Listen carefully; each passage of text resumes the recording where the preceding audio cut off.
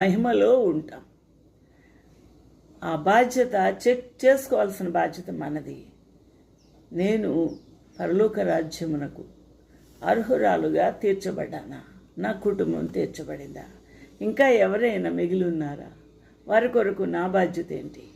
నేను ఏ విధంగా వారిని సిద్ధపాటు చేయడం కొరకాయి నేను ఏ విధంగా ప్రయత్నం చేయాలి అని సెర్చ్ చేయాలి, అనగా వెతకాలి, తీర్మానం చేసుకోవాలి, ఆ పని చేయాలి. మూడవది, ఇంకా సంతోషం ఎప్పుడు కలుగుతుందంటే మీరు వెళ్ళి ఏం చేయాలట? మీరు వెళ్ళి సకల జనులను శిష్యులుగా చేయుడి. సకల జనులకు చెప్పాలి. సకల జనులకు మనము సువార్త ప్రకటించాలి. వారు పొరుగువారని కాదు, ఇరుగువారని కాదు, వాళ్ళు బ్రాహ్మణ్స్ అని కాదు, వారు పేదవారని కాదు, అందరికీ సువార్త ప్రకటించాలి. సువార్త ప్రకటించవలసిన బాధ్యత మన భుజం మీద పెట్టారు. కాబట్టి గొల్లలకి ఎప్పుడు సంతోషం కలిగింది? ఆ శుభవార్త గాబ్రియేలు దూత రాత్రి జాములందు చెప్పినప్పుడు వారికి సంతోషం కలిగి వారి హృదయాలు తెరుచుకున్నాయి. నిజమైన సంగతి తెలుసుకున్నారు. ఈ గొర్రెలు కాదు మీరు కాయవలసింది, రాత్రిపూట అక్కడ నిజమైన గొర్రె ఆ బెత్లెహేములో ఉన్నాడు, వెళ్ళి చూడండి అని ఆనవాలు చెప్పాడు గాబ్రియేలు దూత. అయితే గాబ్రియేలు చెప్పిన విధంగానే అక్కడికి వెళ్ళి చూశారు.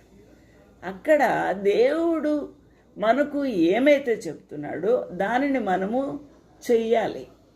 అప్పుడే మనకు ఆ పనిని నేను నెరవేర్చాను కదా, నా ప్రభు నాకు ఇచ్చిన పనిని అని మనకు సంతోషం కలుగుతుంది. ప్రభు మీకేం పని ఇచ్చారు? మీరు నాకు సాక్షులై ఉండుడి. ఎక్కడెక్కడ సాక్షులు ఉండాలి? ఎక్కడ? యూదయలోను, సమరయలోను, బూదిగంతాల వరకు, ఇంటిలోను, బయట పొరుగువారి మధ్య, మళ్ళీ బూదిగంతాల వరకు, అంతం వరకు. ఎక్కడెక్కడైతే భూమి ఉందో అక్కడ మనుషులు ఉంటారు. కాబట్టి చెట్టు చేమలు సమస్తమైన ఆ యొక్క ప్రకృతి ఉంటుంది. అంతటికీ సువార్త చెప్పాల్సిన బాధ్యత మనకుంది. కాబట్టి మీరు వెళ్ళి సకల జనులను శిష్యులుగా చేయండి. యేసు ప్రభువా నీకు వందనాలు అని దండం పెట్టేసుకొని ఇలా అంటే కాదు, అది కాదు. ప్రభు శిష్యులుగా చేయాలి అని అంటున్నాడు.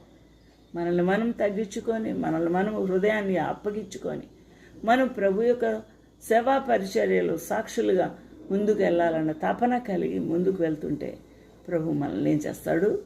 సంతోషంతో నింపుతాడు. ఈ బాధ్యత నేను నెరవేర్చాను కదా అని.